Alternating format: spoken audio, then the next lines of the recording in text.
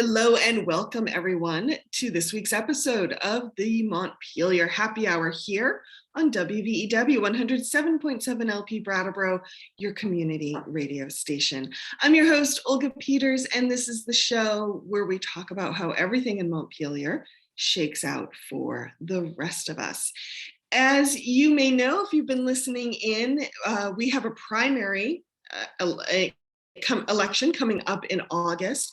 And so regular contributor Emily Kornheiser and I are trying to talk to as many candidates as we can between now and August. And today we're talking with former representative from Woodstock, Charlie Kimball, who is running for Lieutenant Governor. Welcome, Charlie. Thank you. And current representative. Yes. Current rep. Now, wait a minute. I'm a little confused because I thought you had to step down from one position to run for another. No, you can even run for 5 at a time. Yeah, it's an odd quirk in Vermont that you can run for multiple offices, but I'm not seeking off re-election in my current position as representative. But until January, until the new representative is sworn in, then I am representative. Yeah. Gotcha. Okay. Thank you for that clarification. For some reason, I thought you had to leave one position before you could campaign. No, and fun election fact, I think Chris Winters is still serving as Deputy Secretary of State while he campaigns as for Secretary of State. Ah, okay. Ooh. Yeah. That's an interesting one. Mm-hmm. Okay. And just want to let listeners know before we dive into the conversation that early voting starts on Friday. Wow. Vermont has a very large and beautiful early election window. And so anytime between Friday and August 9th, folks can either sign up to get an absentee ballot on the Secretary of State's website, they can call their town clerk, they can go to their town clerk, fill out a ballot, turn it in anytime between now and August 9th. And then on August 9th, you can go vote in the regular real life with the machine. Thank you. Yeah, most people, the state has been sending out postcards. So you may have actually seen that come in your mailbox. So Charlie, let's start with just the broad question I'm asking all candidates who come on the show. There are so many ways to serve your community. Mm-hmm. There's volunteering, there's, being on the select board, there's being on a school board, working at the library, so many different ways. Why is running for either rep or, serving as rep and then now running for lieutenant governor, why have you chosen this path as your path for public service? Yeah, it's a fair question. I mean, I've been involved with community service for a long time, starting as a volunteer, even in 6th grade, as helping coach the other kids in skiing, teaching kids how to ski on a home hill at Hardack on a rope tow in St. Albans.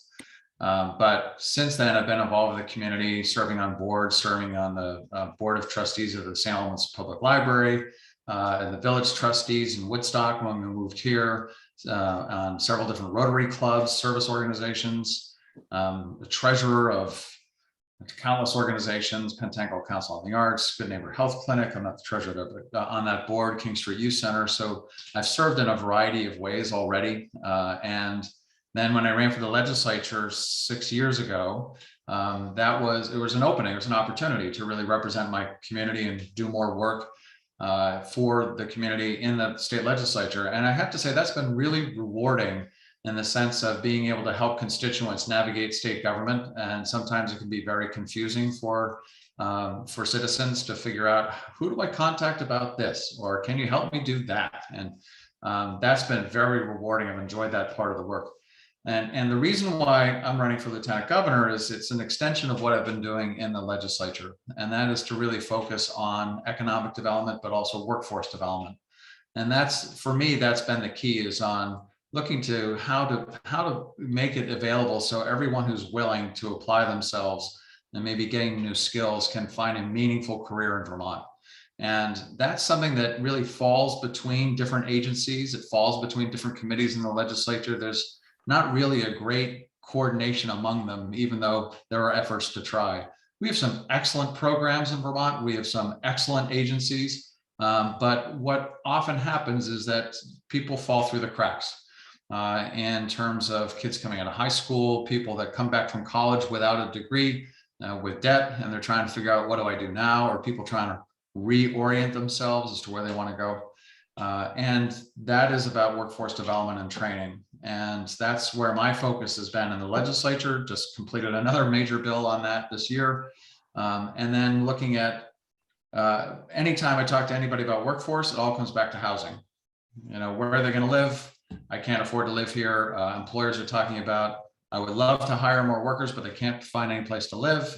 And we know that the affordability crisis is very much alive and well in Vermont in terms of housing and childcare, the everyday cost of life. So those are the things that have compelled me to try to do that work on a state level. And while it's in the House, where I've served for 6 years, you get to focus on one particular policy area, and you get to know that area really well. And the issue of workforce development is across a lot of committees, whether it's education, healthcare, workforce development, and economic development, and general military affairs. So it's all these different committees. And I look at this as an opportunity to really be able to focus on that and try to make an improvement there. So that's why I'm running. Mm-hmm. Thank you, Charlie. We had talked about when we were scheduling this show about different policies. And one area you have focused on is rural economies. Yeah. You know, I think a lot of people would agree that our rural economies are important in Vermont, and we need to support them and revitalize them in many cases. But not everyone would, I think, agree on how that should be done, yeah, or what that would look like. So for you, what are some of the steps that need to be taken to support our rural economies? Yeah, if you think about it, and when we got the new census, there was great anticipation that we would find that all of Vermont had a decline in population, which was actually not true. So we had a 2.8% in our overall, 2.8% increase in our overall population. But we did have 3 counties in Vermont have a decline in population from 2010 to 2020. And we've had a lot of towns within those more rural areas have a decline in population. And that's one measure as to whether or not those communities are vital or vibrant. So if you think about community and economic vitality in rural towns, that's something that a group of us in the legislature, we call ourselves the Rural Economic Development Working Group, or Red Wing. It's easier to say Rural Caucus, but so we've been focusing on what is it that we can do to help grow and sustain the economies in rural Vermont. And part of it is looking at those industries that are operating in rural Vermont. Things such as the forest products industry, things such as diversified agriculture, outdoor recreation, that you can find and thrive in rural Vermont. But then we also talk about poverty. And the further you get from a population center, the greater poverty you encounter. And that is because there aren't the same kind of job opportunities, but there aren't necessarily the skill sets among the folks that are working or living in rural Vermont. So I think it's a few things. One is to make sure that the people in rural parts of the state have access to the kind of skill training and education that they need in order to qualify for a better paying job. The second is we come back to the issue of broadband.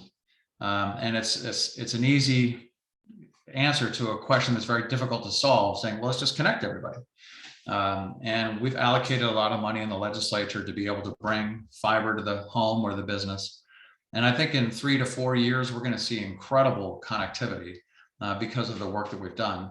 There's a lot being done in the communication union districts. So those are some of the things, but we also have to think about the vitality of that general store. And in a lot of communities, they struggle to stay open because we've had a systemic change in how people buy and how people communicate, and how they socialize, how they get educated, how they get their medicine. So all those things have really changed the fabric of our community and especially in rural Vermont. So even our school system, and I'm sure Representative Kornheiser can talk to that, and is studying the details of how we fund our schools and what schools are still open. So Before we jump into schools, I want to sort of go deeper on one thing you said. So when you first started talking, I wanted to interrupt and say, like, okay, can we even define rural here? So, yeah. By any measure outside of the state of Vermont, pretty much anything except for downtown Burlington is considered rural, right? And then sort of there's other definitions of rural that would can include, say, the suburbs. In most universes, Brattleboro is considered, even downtown Brattleboro is considered rural. However, downtown Bellows Falls is not, because it is denser than Brattleboro. It's very strange. But I think there's the lived experience of people when they think of rural, and then there's what sort of population density means. And then there's this idea that sort of rural is a place with less opportunity, which would definitely encompass pretty much everything outside of Chittenden County. And then as we sort of go from there, you laid out this economic argument that people are sort of the way for people to access better wage jobs is to get more training. We can talk about that more later. Certainly disagree with you on that, but you know that already. Yes. I think but what I'm curious about to dive into is, we started this conversation with the question of vitality. And vitality isn't just about the economy. It's about how people gather and communicate and all of those things, right? It's about how we come together, how we govern, how we play, how we meet our neighbors, how we do all of those things. And I think in that case, by any national measure, our rural communities are more vital than most other places in the whole country. But there's a lot of sort of slippage there, and I know that you've done this diner tour, which is adorable. And I just saw in Vermont Digger that one of the diners in your neck of the woods is actually closing. And so, I remember when I first moved to Vermont 20 something years ago, I'm really just going on this path. When I moved to Vermont more than 20 years ago, the phenomenon of the older men sort of gathering at the gas station for coffee, or gathering at the coffee shop for coffee, but often it was sort of a gas station, coffee shop, general store thing. The coffee clutches in the morning. Yes. Yeah. It was totally fascinating to me. Not something that I saw growing up. And also sort of this delightful intergenerational opportunity as these older men are sort of watching over everyone. But, it's not just that we don't have places to gather and we don't have people who want to do that kind of gathering anymore. Even I don't think the business model of the general store is one thing, and I think that's quite solvable. And I think a lot of communities are solving that. And I think that would be interesting to talk about. But there's sort of the other piece of it, which is, do people actually want to do that kind of gathering? Do people want to do a different kind of gathering? Are we creating governance and social opportunities for Vermonters that might want things to be different? Or is it just that everyone's commuting so far they don't have time to go have coffee before they head off to work because their workplace is 2 hours away? I don't know. So that's, when I think about vitality, I think about that. I think about communities that are full during the day, not just at night. Yeah, there's a lot you just laid out there. Because even trying to define what's rural and what's not, and there are different definitions by different people. The Office of Management and Budget, I think, says that it's any community that is was it 2,500 or less is rural, whereas the U.S. Census Bureau has a different definition. I might have it mixed up. And then the real definition that you find in any kind of dictionary says, well, more countryside. All right, so then you get into population density with academic research and what defines rural and what does not. In Vermont, we only have one metropolitan statistical area, that's Burlington and Franklin County up into St. Albans, and the rest of it is defined differently. So it's really fascinating to consider what is rural and not. I mean, the Northern Borders Regional Commission looks at all of Vermont as being considered eligible for their grants. So in that sense, for all of Vermont is rural, if you really take it to heart that way. But, I was at one of those coffee clashes in Lincoln And it is a bunch of, town fathers that meet in the mornings and for coffee. And now with COVID, they bring their lawn chairs and they sit in the town parking area across from the general store. And they sit and they talk about the problems. And it was great to be among them and to really talk about issues that were important to them. And so I brought up things such as, what about gun safety? What about community? And it's great to get their perspectives. And same thing happens at the Tego store in Pomfret and in the fire station in South Woodstock. Although yesterday it was too cold for them to hang out, so they went inside and found coffee. So it does exist, but you're talking about a systemic issue and really captured in the book Bowling Alone by Putnam, talking about nice call out there. I read that book a long time ago. Yeah, and I've seen increasing references to it. I just picked up the book. I thought this would be a nice, easy read. Not quite so. Talking about social capital and 400 and some odd pages of the book. It's a really good book. Everyone should read it. It came out 30 years ago, maybe 20 years ago. Yeah. It's a good one. I was talking about the changes in the social fabric and social capital and what that means, and trying to identify the reasons behind why people are joining things less. And how do we measure that community health is, I think, where you're going in that sense. And when we started the Economic Development Commission in Woodstock, we were trying to figure out, all right, well, how are we going to measure if we're effective or not? Woodstock has 3,000 people. We're really rural in that sense. We have a concentrated village, but we're pretty rural. It's not like other rural communities in the sense that we have a very well-defined downtown. We've got some history. We've got some beautiful buildings, and there's a lot of second home communities that are helping it out. But so what do you measure? So for us, we were looking at, well, let's look at the number of full-time residents as a measurement of vitality. And it's really hard to do consistently. So what about we look at the number of registered voters and active participation? Let's look at the number of kids enrolled in our elementary school as being a measurement of vitality. Number of visitors. We look at the amount of gross receipts from our retail and commercial sectors to try to see, is there commerce going on? New business startups.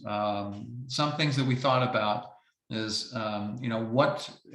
difficult to measure. What percent of somebody's income are they spending on housing? In terms of what is the percentage of people living in poverty? So there's so many different measures. You can't use them all necessarily, but those are all indicators of, is a community vital or not? When I'm on my bike quite a bit and riding along the dirt roads, and you come across an abandoned house and you try to think, what happened here? What's the story?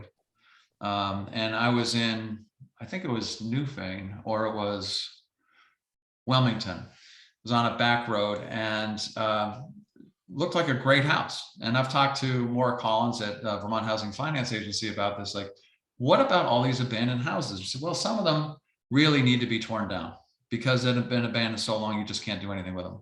But others, they can be rehabbed. And that's a part of the solution for our housing crisis.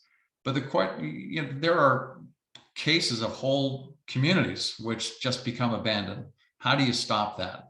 And that's what I'm most interested in. I'm nervous about the number of empty storefronts in small communities. I was in Bennington yesterday, and Bennington has done a great job with the Putnam block, and there's some real good energy there, and there are some good things happening there.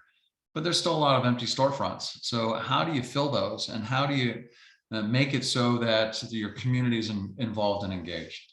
Mm-hmm. So I look at that as some of the things that are going on. And one last thing, just thinking about dairy farms.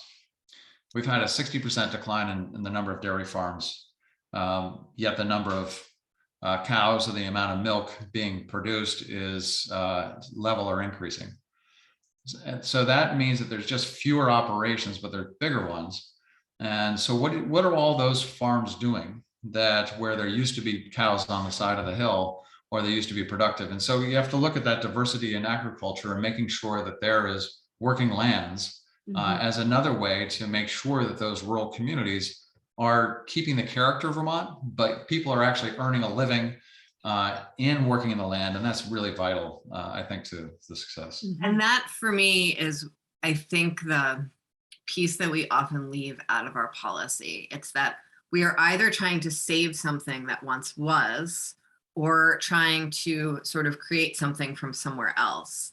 But the idea that that farm might be able to pivot into the future with something different, right? And we see that some places really, really well, but we haven't figured out how to sort of support it happening in the same way. Or someone doesn't want to join the Lions Club or the Rotary, or, you know, Charlie, you will soon be a man of a certain age. And I imagine you're not actually going to sit at the outside the gas station for a few hours every morning. And so what are the new places to gather? What is the new face of downtown that's not another tchotchke shop or hardware store, if that's not what people are purchasing? And so how do we really like understand and invest in the communities that people really want to live in a thriving way, when very few of us can even imagine what that might be? Mm-hmm. You know, I think you raise an interesting point, Emily, because I often find it a curiosity question for me when I hear us talk about policy, but also sort of some of our data gathering practices. And I sometimes feel like we go top down rather than bottom up. For example, when I hear conversations around workforce a lot, I hear a lot of folks talk about like, well, you know, this business needs these type of skilled workers and this business needs these type of skilled workers. But I have yet, and maybe it's there and I haven't seen it, but I have yet to see a study that says, okay, let's look at X community. What skills already exist? And what do we bring to match those skills, rather than assuming that everyone needs to change their skills to meet a specific business. I'm not saying one approach is better than the other. It seems to me like the bottom up or the grassroots up approach is sometimes missing. One thing that I've seen actually really interestingly in Brattleboro recently is that the community's really still been struggling with SIT shutting down its on-campus programs 5 years ago. Yeah, I think so, yeah. And there are a lot of folks who sort of worked in the nexus of the School for International Training. And so many of them have now stepped into different support roles with our new American Afghan community. But very few of those are paid jobs. But as that develops, as people sort of find their way, as some of the organizations that are supporting these folks become more formalized, there are sort of job opportunities there that really match the skill set that a lot of folks in our area have. And there are more ways we could do that in a more conscious way than we often do. Good point. Yeah, and over to your point about bottom up, I mean, it's one of the programs that we launched last year in the legislature is called the Better Places program.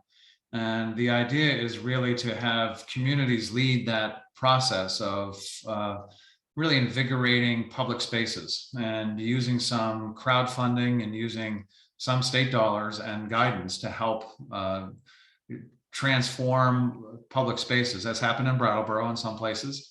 And that can happen in a lot of communities, but it's not to be top down, but to be really from the community. And I think about some of the rural areas and the diner that's closing in Quechee is a tough location. It hasn't been successful for any operator there. Yeah, and yes, that's also a thing. Yeah, but then the question I think becomes: can a good operator, or can someone with passion run a business that overcomes some of those obstacles? And the answer is yes. You know, the kind of the build it and they will come. Years ago, when I lived in St. Albans, my parents loved this particular restaurant in Montgomery, and it's called Zach's on the Rocks. Zach was a phenomenal entertainer, chef, and had this thriving business in the really the middle of nowhere. But it brought people there, and it was incredible. So, and you think about Hill Farmstead up in Greensboro as being this beer capital of the world because of the people that are so passionate about what they're doing in rural Vermont.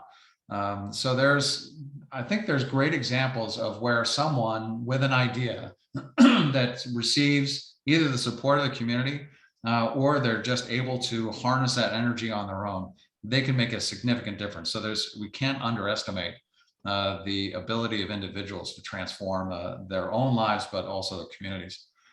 So to your point, how can we support them? How can we support those transformational moments, those ideas in rural areas of the state? And I think we can to just capture people's imagination. We have just a couple minutes before the end of this section, before we have to go to break. So just a time check, Emily. Sorry. I just wanted to add that, I think, yes, we can capture people's imagination. I think we can also make the enabling environment for folks to sort of bring their ideas to fruition a lot clearer. A positive, strong regulatory framework makes a huge difference in terms of what, I think one thing that we see all the time in Vermont, we've talked about this before, Charlie, is that someone has an idea, they are an inventor, or they're very good at a particular thing. That doesn't mean that they're particularly good at business or particularly good at HR or particularly good at navigating environmental regs. And they don't necessarily need to be if they could find that information and that handholding somewhere in their community. And very often they can't. And I think that would be a fun thing to talk about after the break. Fantastic. Thank you. So the Montpelier Happy Hour will return on WVEW 107.7 LP Brattleboro, your community radio station. So stay tuned. Welcome back to the second half of the Montpelier Happy Hour here on WVEW 107.7 LP Brattleboro, your community radio station. If you're just joining us, I am your host, Olga Peters, and I'm speaking with regular contributor Emily Kornheiser, as well as Lieutenant Governor candidate Charlie Kimball. So glad you can both be here. We have been talking about rural vitality and what it, in the first half of the show, we discussed even like how do we define vitality? How do we define rural? And, Emily, some of what you said made me really think that, in some ways, growing up in these small communities like I did. So I spent most of my childhood in the big population of Wilmington, which was huge compared to Whitingham.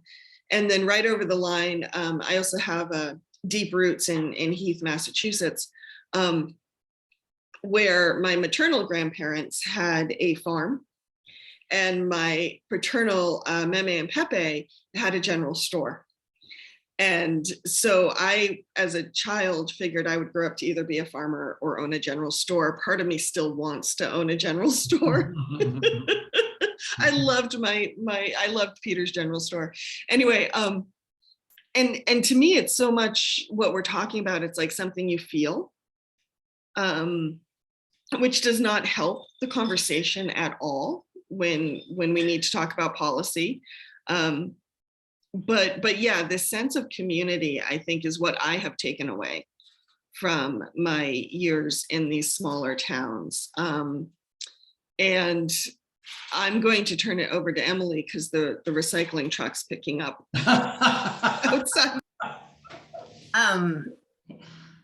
And that's, we could talk about waste disposal in small towns. I think that's actually an interesting question. But before we do that, I just want to say that the views and opinions expressed here on the Montpelier Happy Hour are those of the host and the guests, and not their employers, nor the radio station, nor TV station that those views and opinions might be broadcast through. So going back into the conversation about rural vitality, and right before the break, I brought up an idea that I don't remember anymore, but perhaps you remember it, Charlie, as sort of a conversation to continue into this one. Do you, by any chance, remember what it was that I was talking about?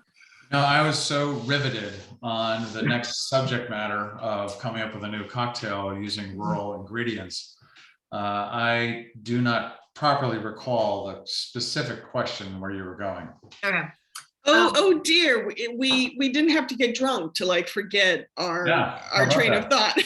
Oh, No, you know what it was? I remember now. It's actually related to the garbage disposal. It's related to sort of like, what does it take in, a state with very few people, and some degree of sort of centralized population and government to really like meet people's government needs. So we were talking about sort of how to help small entrepreneurs or employees navigate getting their sort of legal and process needs met, right? Like, how do people learn how to get through environmental regs and be good human resources custodians, or be, employees who know their rights?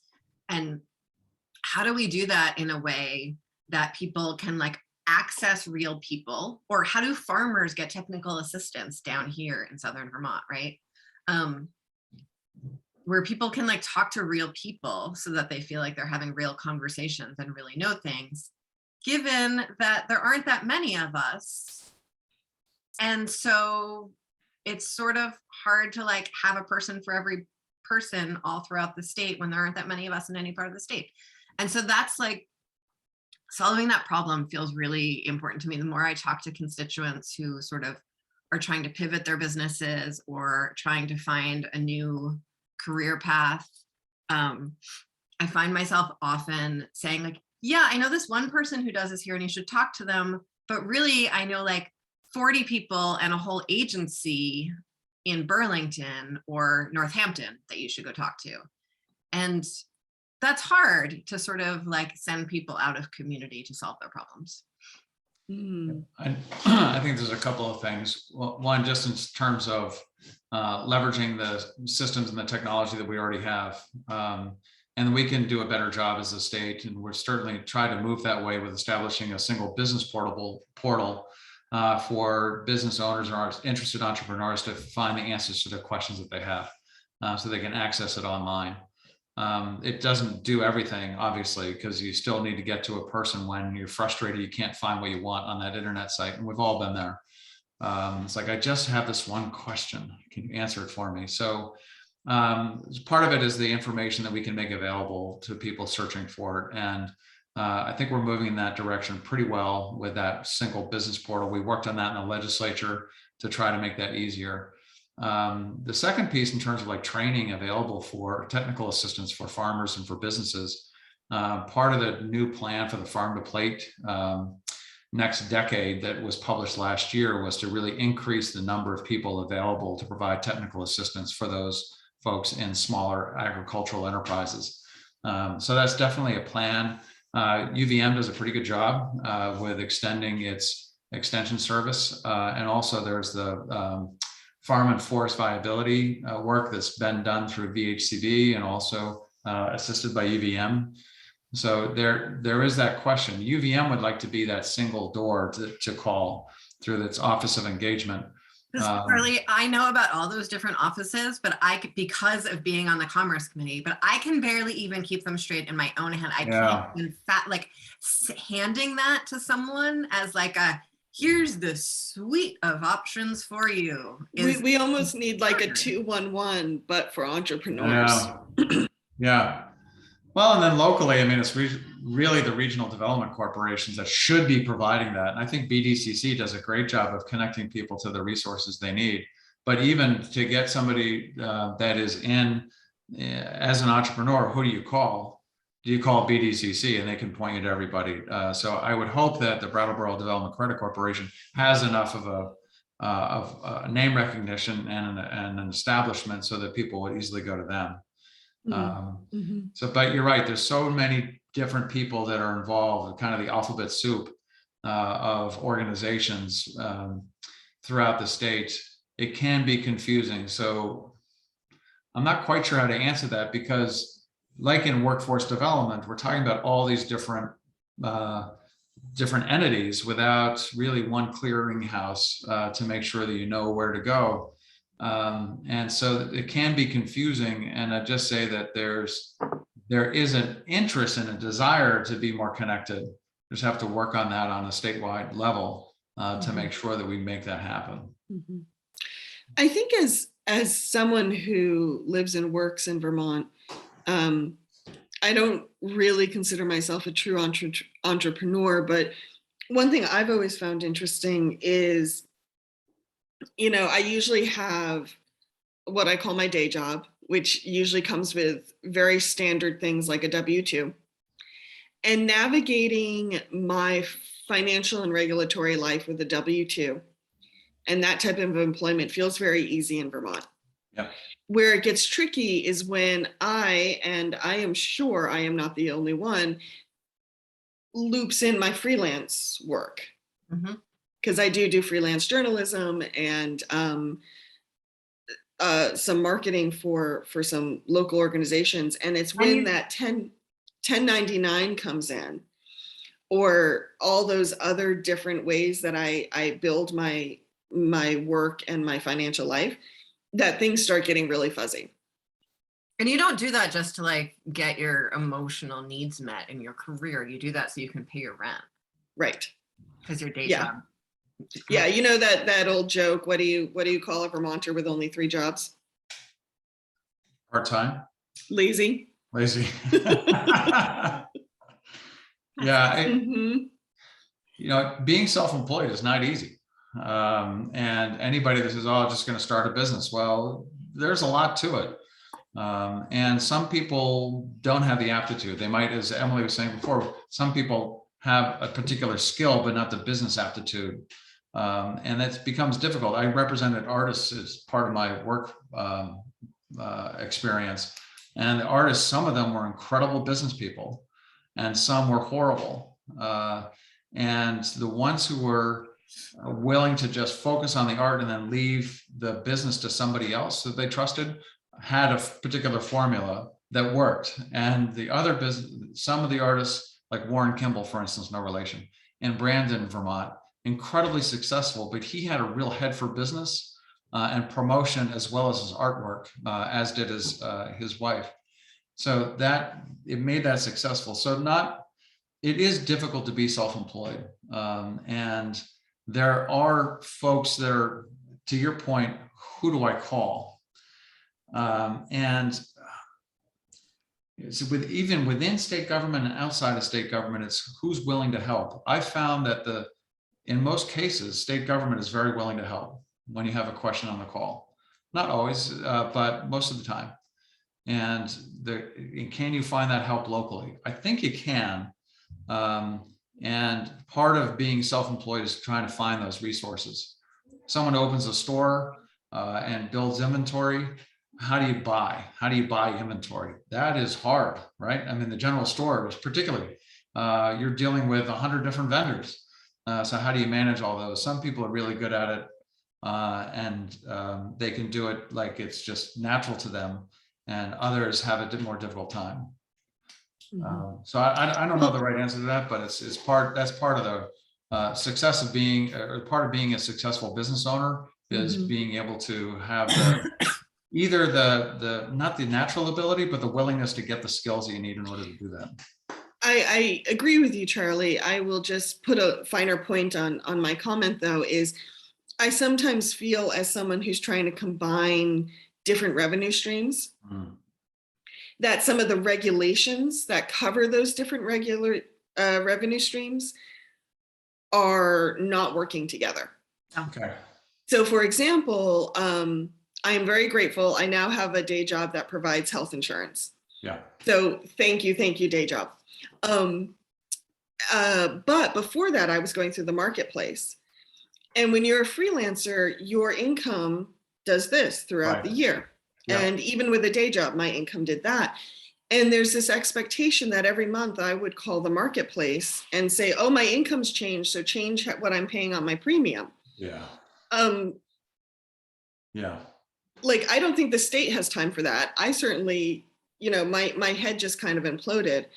So that's what I mean by there's some regulations that just, I don't think support like what I would call non-traditional W-2 jobs. One of the things that I think is really interesting about how we solve those problems sometimes is that for an employer, or for a business most of the systems are designed around annual income and your total annual income, and maybe measured in different ways. Like, is it AGI? Is it what, is it after withholdings, whatever it is. But that's sort of on the annual basis. And then, but for most sort of reasons you would talk about your income on the personal level, usually related to accessing some sort of state benefit, or even filling out financial information, say for, school lunches or your kids, your kid school figuring out their tax liability.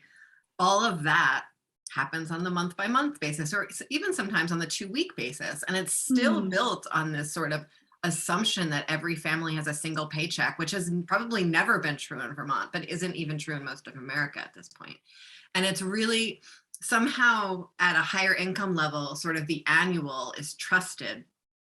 But at a lower income level, there's sort of the need for the 2 weeks or the month. And it's hard for unemployment insurance. It's hard for accessing healthcare. It's hard sort of across the board. And it is like, it's never designed around this idea that we are sort of like complex people with complex lives and complex, streams of money coming in. Yeah. Mm-hmm. So making it simpler, I think, is what you're saying too. Simpler to administer. And then oftentimes you get into the discussion about, well, if you made it simpler, there's going to be some times in which you're paying too much or paying too little, but does it all even out in the end? Probably does, right? So how can you make that work? Interesting discussion. Yeah, whether it's rural or non-rural. Right. Yes, but I think one of the reasons that this is sort of particularly acute here is because it's sort of a long-standing Vermont tradition to have, because there is sort of no one thing that will work for most people. We are patching it together because resources tend to be spread thinner. Yeah, I mean that joke about calling a Vermonter with only 3 jobs lazy, I always come back to that joke when I think of my working life, because in some ways it's not funny. No, I don't think it's even a little bit funny.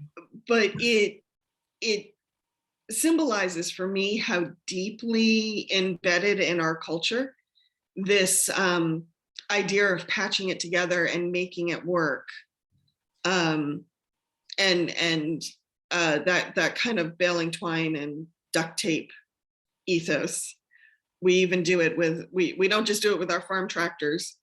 We do it with our financial lives too, which is a whole host of problems in of itself. But like I said, I think it speaks to something that has been such a necessity for so long. It's become a tradition, and even one that we try to joke about. Yeah, you're right. I mean, I've had times where I've had 3 jobs as well, and including the legislature. And part of that is from my own doing. And I think a lot of us, I know this person who is in a position to have more responsibility working at her employer and chose not to because she wanted to have a different balance in her life. So it was a decision she made.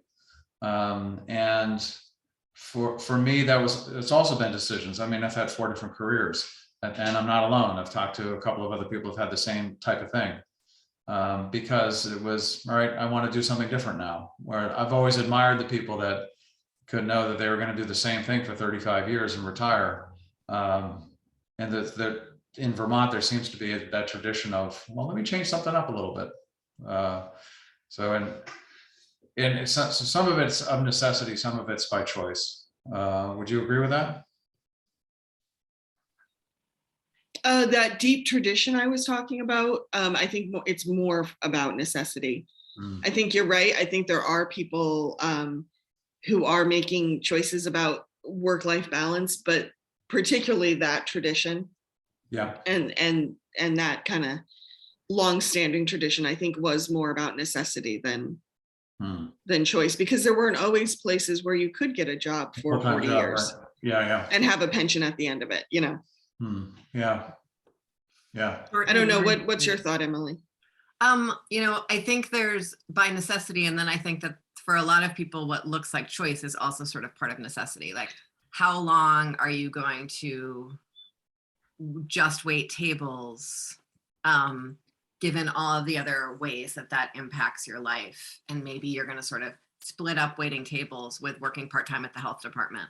But you can't actually work full-time at the health department because you need to pick up your kids from school at 3 o'clock. And that's not a lifestyle choice. It's that there's actually no after-school care at your school because of, rural Vermont schools can't provide all services at this particular point, or aren't providing all services. And so it looks like a choice to sort of pivot from one to the other, but it's the only choice that's sort of available to make life actually workable for folks while they enter different phases of their life. And so false when choice. we talk about, when we talk about rural vitality, we talk about sort of people coming together in those community centers. We talk about opportunities being available, but we also, keep on coming back to this sort of mythic sense of affordability, which means whatever is sort of politically useful to whichever candidate's talking about at that particular moment. I think we all mean something different by it. For me, affordability means people actually like make wages that allow them to afford things. And I think, say, for the governor, it means that things cost enough that no business needs to pay a living wage. Cost little enough that no business needs to pay a living wage. And so and that's sort of two maybe policy extremes there, but when people, this sense of patching it together and making it work is, I guess I wonder what sort of the opportunity on the other side of it is that would really make Vermont a place where people could maybe patch it together, but patch it together in a way that they could still show up at town meeting. Where's the boundary line, and what do we really need to do to shift towards more vibrant communities in terms, like, economically? Yeah, so if you look at those, and if entrepreneurship was going to save us all, we would be saved by now. Emily, you broke up there. I'm so sorry. What I said was, if entrepreneurship was going to save us all, we would be saved now. Like, we have Amazon. We're still all struggling, right? Yeah, it's interesting because you look at this number. If you look at the businesses that are in existence in the state of Vermont and how big they are, 95% of them have fewer than 50 employees. Yeah. So it is skews towards the smaller business, and the one that has the greatest concentration are those with 4 or fewer employees. So we are a state of small businesses, and so how do they survive in rural parts of the state, and how do you make that happen? And there are those that are doing gangbuster business, depending on what industry they're in rural parts of the state. I met a couple in Enosburg, and they were dairy farmers, and they opened up a general store, because they really wanted to do that, and the work on the farm was getting really hard for them physically. So they've operated this general store in Enosburg, and it's been very successful for them. So they pivoted and they made that move. So there are other folks. Another person there was working at Global Foundries, and from Enosburg driving down to Burlington or Essex Junction every day. So that's a haul. So he was making it work. So there are opportunities in rural parts of the state for sure, either for small business owners or for people that are looking for a full-time job. Still in the state of Vermont, if you think about it, when I last checked, there's 28,000 job openings in the state. I can't tell you how many of them are full-time or part-time, but of those job openings, there aren't enough people that are applying for the work. So I think there are those opportunities. We still do have that affordability crisis, which is the price of housing, price of childcare, price of gas right now, home heating fuel. And can people actually save money and put it in the bank for their retirement, for education, for the rainy day, for the vacation they want to have at some point in time, for buying a new house? And so that becomes really a question of, are they earning enough money? To your point, Emily, yes, it is a matter of earnings. It's not just the cost, but I mean, housing costs are out of control right now. That's a whole different subject, but so I think there still are opportunities. If we talk about broadband, and what kind of things, if extending broadband to the rural communities, does that help them to be more relevant, more economically sustainable? I think the answer is yes, because then you can even have remote work in the smallest town, not reliant on foot traffic coming through for that. So there are increasing opportunities, I believe, to be economically successful in rural communities. The question that you brought up is the fabric of the community. How do you get those people back together and create that sense of community? And that's got to be driven from the people in that community. How do we get together? I honestly believe that. So we have just a few minutes before we need to wrap this week's episode. So Charlie, another question I've been asking every candidate so far that has come on the show is, is there one policy that you would like to enact that you believe would make Vermont work better for everybody? Just one. One. It's the worst question. There have been so many policies either voting on or promoting. Yeah, that is a tough question to ask or to answer. Can I say something while you think? Is that helpful? Yeah. I was going into the Putney Co-op the other day, and I think middle school, maybe high school student was standing outside with a microphone and her dad sort of off on the edge, and asked everyone if they could, was sort of asking everyone who went in if she could ask them one question. And I said, sure, all sort of spunky and excited to talk to this student. And she said that exact question: what is one policy that you would enact had no idea as a legislator, was asking everyone, what's one policy you can enact that would have the most change in the world? And I just full on panicked. Poor student. And I was like, I don't know, I'll think about it in the store and come back out. But it was just everyone else just had a super easy time. She'd ask them the question, they'd answer, they'd carry on. And I was like, I can't, the world's too complicated for that answer. So anyway, Charlie, what's your one policy? What's the one silver bullet? Well, when I started running. I didn't say it had to be a silver bullet. Thank you. Yeah. One policy. When I started to run for Lieutenant Governor, it was all about workforce development, and it quickly became a conversation about housing. And so if I was able to affect one policy, it would be about long-term affordability of housing. Mm-hmm. We have some things in place with shared equity arrangements. I would like to see more arrangements such as that to keep housing permanently affordable for the residents. It not necessarily requires new law, because the law already exists to allow for it. But if I was able to allocate some additional funds to make that possible, because it does require funds to maintain something as permanently affordable, that would be it. Because it comes down to, do you have a place that is a quality place to live where you're comfortable and you can afford it? And we need more of that housing availability for Vermonters in order to move forward. Thank you, Charlie. Charlie, if folks want to find out more about you or your campaign, where can they go? They go to charlieforvermont.com. Yeah. See, aren't you glad I made you not sit in front of your sign? Thank you so much. Yeah.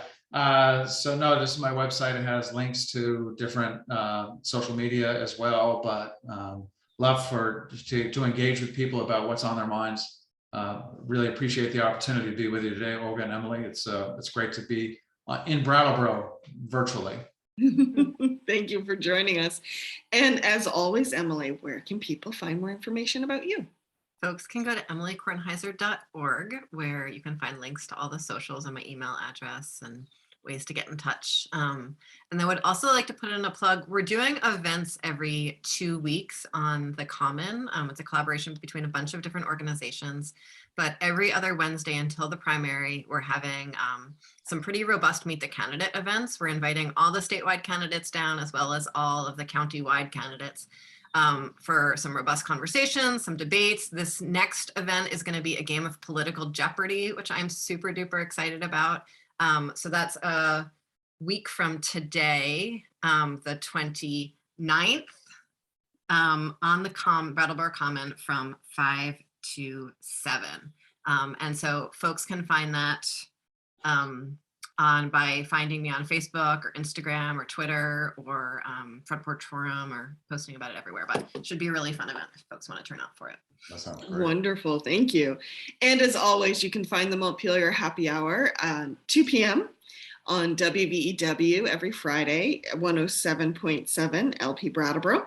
You can also find us on BCTV and at Emily's YouTube channel, at our Captivate page and our Facebook page. All of those are the Montpelier Happy Hour. So hope to see everyone next week. And let's toast before we go to rural vitality. Cheers.